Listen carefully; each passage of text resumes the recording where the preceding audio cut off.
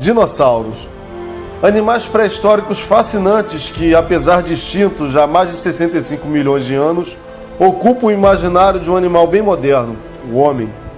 Eles estão presentes em todas as nossas mídias, na literatura, nas pinturas, na TV e, claro, no cinema, muitas vezes em histórias em que eles voltam a caminhar sobre a Terra.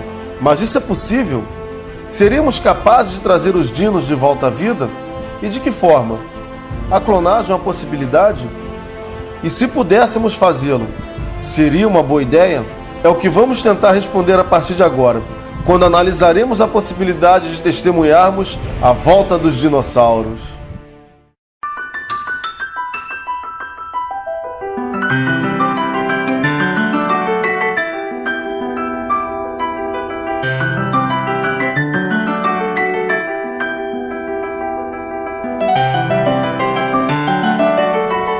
Fala galera, meu nome é Davi Airola e sejam bem-vindos novamente ao canal Papo de Primata.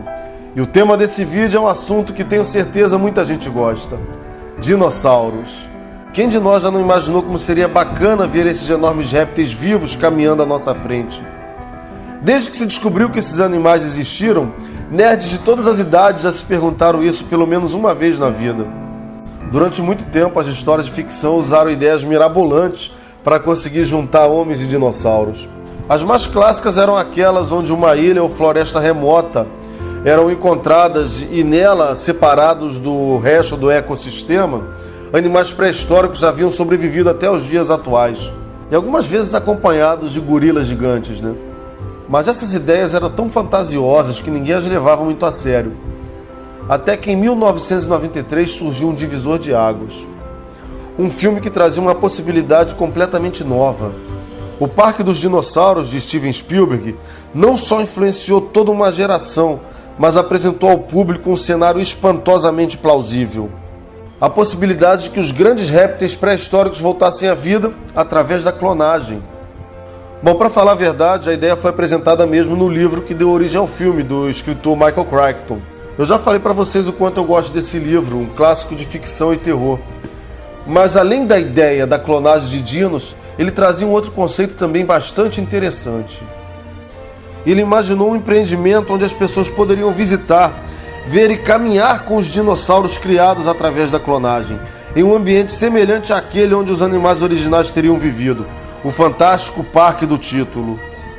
O nosso objetivo nesse vídeo então é verificar se um projeto desse pode mesmo ser realizado. Veremos um dia um parque dos dinossauros? Bom, para início de conversa eu preciso lembrar que nem todos os dinos foram extintos. Apenas os dinossauros chamados não avianos desapareceram da face da Terra.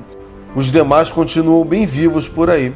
E se você acompanha o site Papo de Primata, deve lembrar que o Pirula nos falou numa postagem há pouco tempo que esses dinossauros vivos são as aves. Nossos contemporâneos emplumados. Então uma possibilidade bem real e de implementação imediata seria um parque dos dinossauros desse jeito.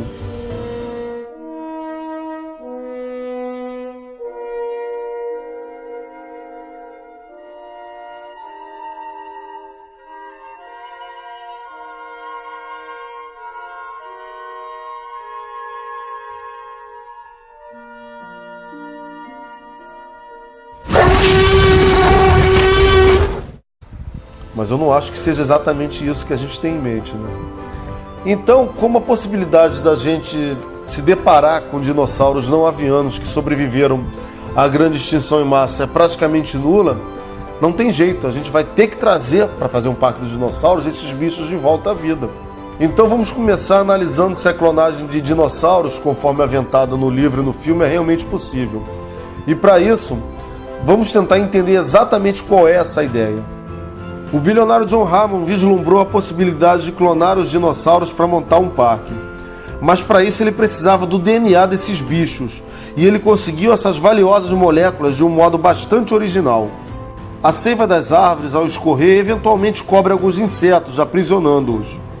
Quando a seiva da árvore se fossiliza, gera uma resina fóssil que nós chamamos de âmbar. Daí que podemos encontrar diversos tipos de insetos preservados dentro do âmbar. Alguns deles de eras pré-históricas, incluindo aí mosquitos. Mosquitos que teriam picado dinossauros e que ainda teriam em seus aparelhos digestivos sangue desses animais. Assim, Hammond financiou escavações em busca de âmbar, para encontrar mosquitos em seu interior e deles extrair paleo-DNA, a matéria-prima para o retorno dos dinossauros. Com ela, ele pôde finalmente clonar os bichos. Bacana, mas isso é possível? A questão é que essa ideia, embora pareça razoavelmente plausível, na prática enfrenta enormes problemas. O primeiro obstáculo que encontraríamos para torná-la real é a improbabilidade de conseguir paleo-DNA aproveitável dessa forma. Para conseguir o DNA de uma espécie de dinossauro dessa forma, seria necessária a ocorrência de um conjunto de fatores bastante improvável de acontecer. Em primeiro lugar, insetos fossilizados em âmbar não são coisas muito fáceis de serem encontradas. Além disso, precisaríamos encontrar uma fêmea de mosquito, porque, lembrem-se, apenas as fêmeas de mosquito sugam sangue para a maturação dos seus ovários e desenvolvimento dos ovos, e que tivesse ingerido uma grande quantidade de sangue dessa espécie um pouco antes de ser capturada pela seiva. E não é só isso. Esse mosquito deveria ter picado apenas aquela espécie de dinossauro. Se ele tivesse, por exemplo, picado um apatossauro e um estegossauro, como seríamos capazes de separar o que era DNA de um e o que era DNA do outro sem um modelo externo? Aliás, o próprio DNA do mosquito e das bactérias presentes no seu aparelho digestivo contaminaria a nossa amostra, dificultando ainda mais a obtenção desse DNA puro. Agora multiplica a dificuldade de se conseguir essa conjuntura para extrair o DNA de uma única espécie de dinossauro pela quantidade de tipos de dinos que havia no Parque dos Dinossauros, e vamos concluir que John Hammond era, antes de mais nada, mais sortudo que um ganhador da Mega Sena. Uma observação para quem quisesse aprofundar desse assunto. Em 1992, pesquisadores realmente tentaram obter DNA de uma abelha extinta, encontrada em âmbar na República Dominicana, mas não puderam sequenciá-lo totalmente porque esbarraram num outro problema do qual eu vou falar um pouco mais à frente. Já que conseguir paleo-DNA em âmbar é uma coisa bastante difícil, será que não há uma outra forma de a gente conseguir esse DNA? Bom, a verdade é que durante muito tempo achou-se improvável que se pudesse conseguir qualquer coisa nesse sentido com os fósseis que a gente tinha à disposição. Até porque a fossilização envolve a substituição de matéria orgânica por mineral. Mas na última década, pesquisadores conseguiram encontrar tecido macio excepcionalmente preservados. Uma equipe chegou a extrair tecido macio de um tiranossauro e de um braquilofossauro, se eu não me engano. E chegou mesmo a dizer que foi possível extrair algumas proteínas desse material. Uau! Bom, essa descoberta é muito bacana, mas ainda não é o que nós precisamos para recriar dinossauros. O que é necessário mesmo é DNA, e isso nós não temos. E para a tristeza de muitos paleonerds, talvez nunca tenhamos. Nem de mosquitos fossilizados em âmbar, nem de tecido mole. E eu vou explicar por quê. Trata-se do mesmo motivo pelo qual não foi possível sequenciar o DNA daquela abelha extinta, da qual falei há pouco. E a questão é porque tempo é o fator crítico. A molécula de DNA, o famoso ácido desoxirribonucleico, que contém as instruções genéticas para o desenvolvimento de todos os seres vivos, é uma estrutura orgânica extremamente complexa, onde o código genético é organizado e distribuído em duas longas cadeias de nucleotídeos. Nos vertebrados, uma única molécula de DNA pode possuir bilhões de pares de nucleotídeos, dispostos de uma forma minuciosamente específica para cada espécie existente. Moléculas de DNA são estruturas extremamente frágeis que se decompõem rapidamente, sobretudo se estiverem em contato com água. Após a morte celular, as enzimas iniciam um processo de quebra dos laços que formam a estrutura dessas moléculas. E para piorar a história, micro-organismos ainda ajudam a acelerar essa decomposição.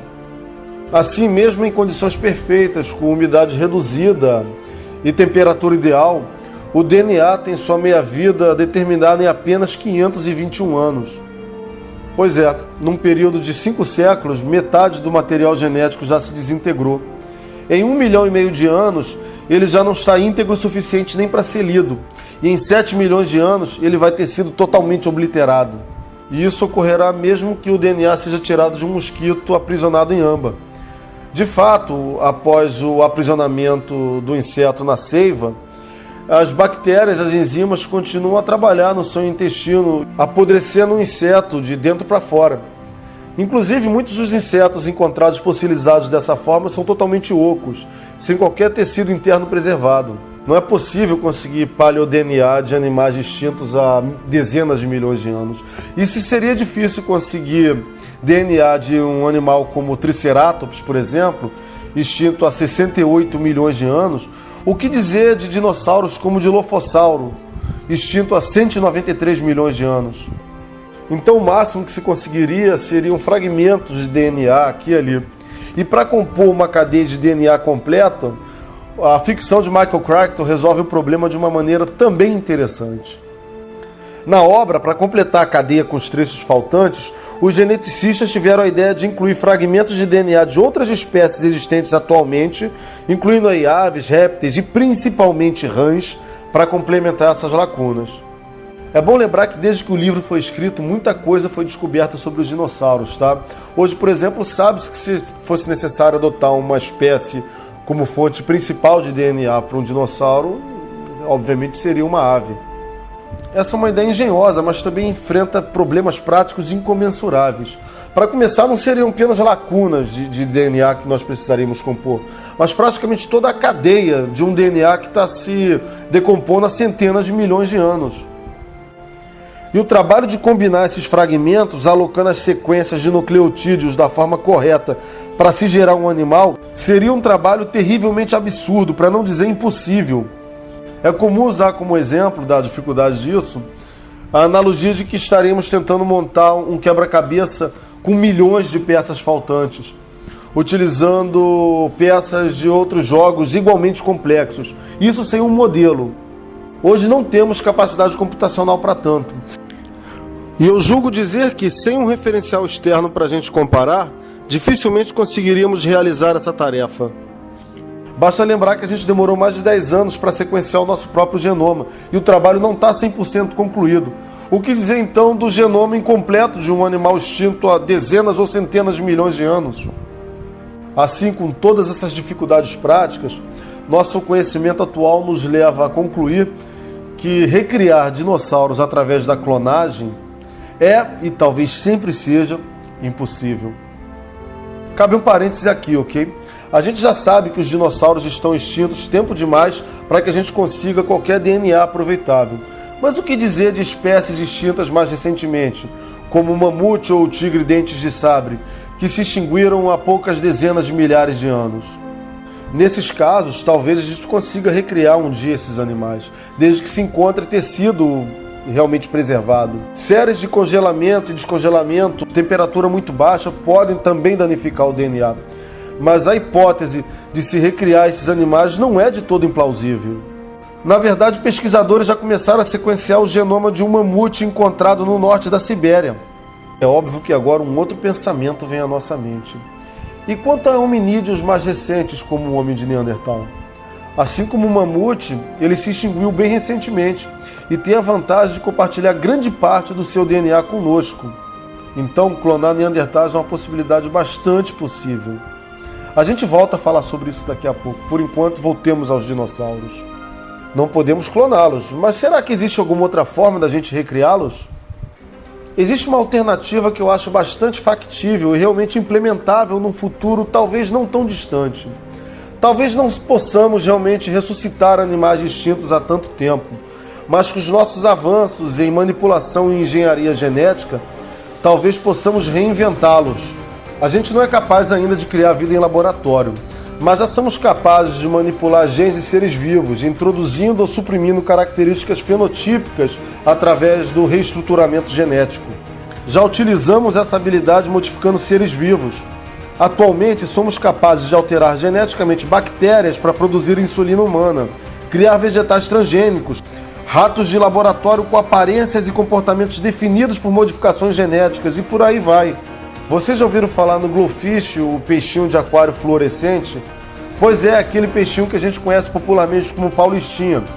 após a inclusão de um gene de água-viva em seus embriões, através de engenharia genética, esses peixinhos passaram a produzir bioluminescência. Dessa forma, é bastante provável que, assim como fizemos com o Glowfish, possamos criar cada vez mais animais com o fenótipo que desejarmos. É bem possível que futuramente atinjamos uma expertise de manipulação genética que nos permita manipular o genoma de aves, introduzindo genes ou suprimindo a expressão de alguns existentes, de modo que eles pareçam e se comportem como dinossauros. Ou pareçam e se comportem da forma como nós achamos que os dinossauros deveriam parecer e se comportar. De fato, alguns cientistas acreditam que, sendo descendentes diretas dos dinos, as aves têm em seu genoma a instrução completa de montagem de um dinossauro. Algumas aves já apresentam atavismo com a expressão de genes que impedem, por exemplo, que elas desenvolvam dentes. Assim, através da biologia molecular, bastaria rebobinar a fita da evolução, ligando alguns genes adormecidos e eureka! Dentes, couraças, sangue quente, patas dianteiras e tamanhos gigantescos poderiam voltar a aparecer nesses animais. E mesmo as características que não conseguíssemos fazer surgir dessa forma, como por exemplo aquelas de dinossauros que não fazem parte da ascendência direta das aves atuais, poderiam ser colocadas nelas com um enxerto de genes. Com isso poderíamos ter velociraptors, anquilossauros, espinossauros ou o que quer que seja através de engenharias genéticas, com penas ou sem penas, rugindo ou piano, do jeito que nos fosse conveniente. Poderíamos até inventar novas espécies. Se esses animais deveriam ser chamados de dinossauros é uma discussão.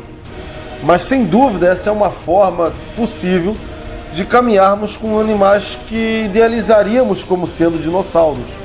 Há alguns problemas de ordem técnica que a gente precisaria resolver, como por exemplo o fato de que hoje a gente não sabe como clonar aves. Eu vou deixar na referência aqui um link explicando o motivo. Mas uma vez que vençamos esses problemas, teremos a capacidade técnica para montar um parque dos dinossauros com aves geneticamente alteradas. Só caberia a nós julgar se isso é certo ou não. E é sobre isso que eu vou falar agora, dos aspectos éticos e dos riscos envolvidos. Seria correto criar um parque dos dinossauros? Eu acho que a primeira pergunta que a gente deveria fazer nesse sentido é por quê? Por qual motivo clonaríamos ou recriaríamos dinossauros? Uma finalidade razoável, pelo menos para a clonagem, seria a pesquisa científica.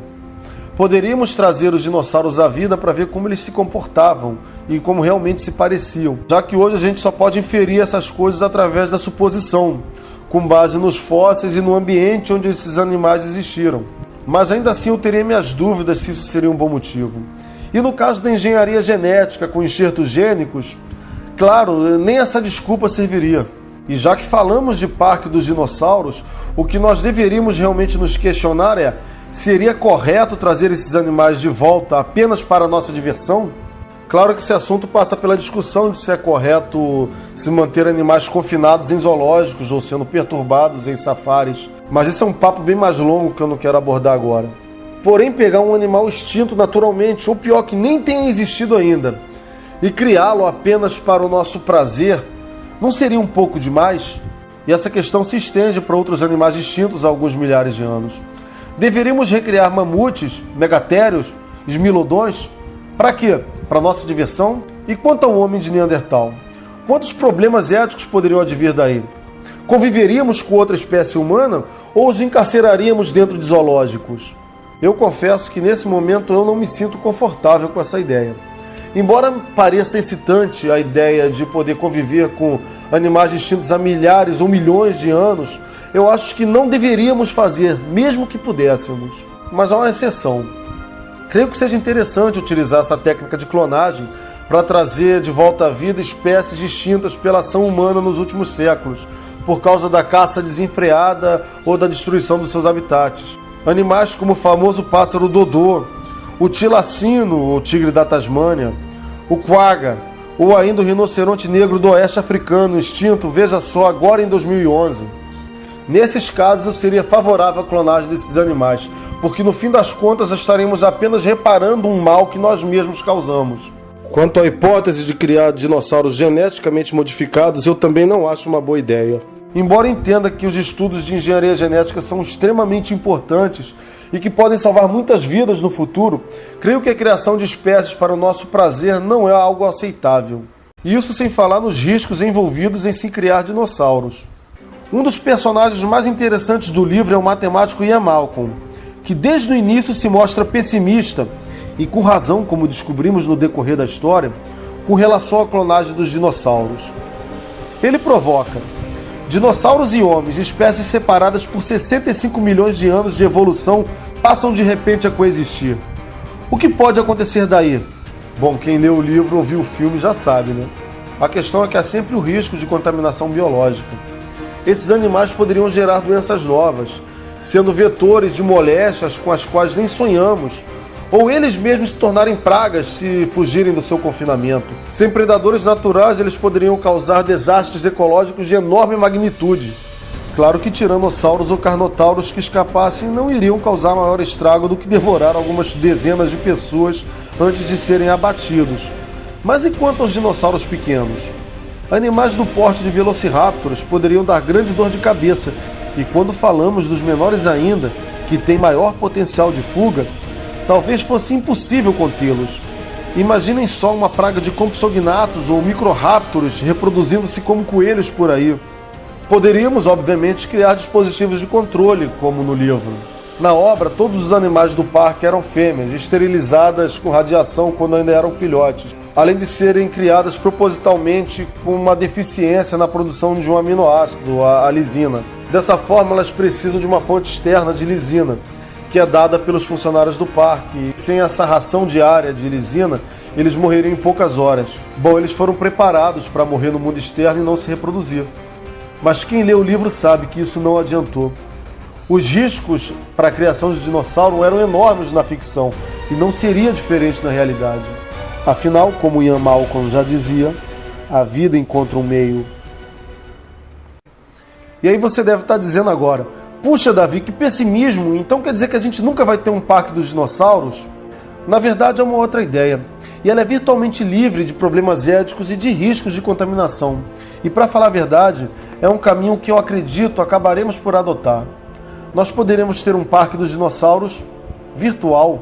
Na verdade, a gente já viu algo parecido naquelas exposições de dinossauros mecânicos, mas aquilo ainda é muito incipiente e ainda não se parece com o que a gente quer. E embora a robótica esteja avançando em passos largos, de modo que em poucos anos poderíamos ter um dinossauro robô totalmente crível, creio que existe uma alternativa tecnológica mais barata e praticamente ilimitada para esse nosso fim.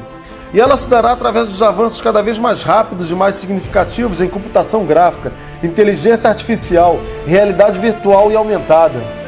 Embora essas tecnologias sejam ainda muito jovens para nos imergir completamente no mundo virtual indistinguível de um real, pesquisas têm sido feitas nesse sentido. A parte audiovisual já está bastante avançada, e agora caminhamos no sentido de ter experiências sensoriais bem mais complexas, na qual poderíamos utilizar o tato para não só sentir a textura ou a temperatura de superfícies, mas ir muito além disso. A gente poderia se molhar sem haver água de verdade envolvida. Podia cair sem se machucar. Poderia sentir em nossos corpos a pressão de um objeto inexistente encostando. Eu não tenho dúvidas que muito em breve a gente vai poder sentir cheiros e talvez experimentar sabores. Se isso vai se dar através de complexos equipamentos ligados a nossos corpos ou através de input de cenários e situações diretamente em nossa mente, eu não sei. Mas eu poderia apostar que isso num futuro não tão distante será real. E aí poderemos caminhar com dinossauros de forma totalmente realista. Poderemos testemunhar o nascimento de um braquiossauro ou passear montados em um triceratops. Observar a corte de estegossauros ou cantar com parasaurolophos. Voar com pterodáctilos ou nadar com plesiosauros.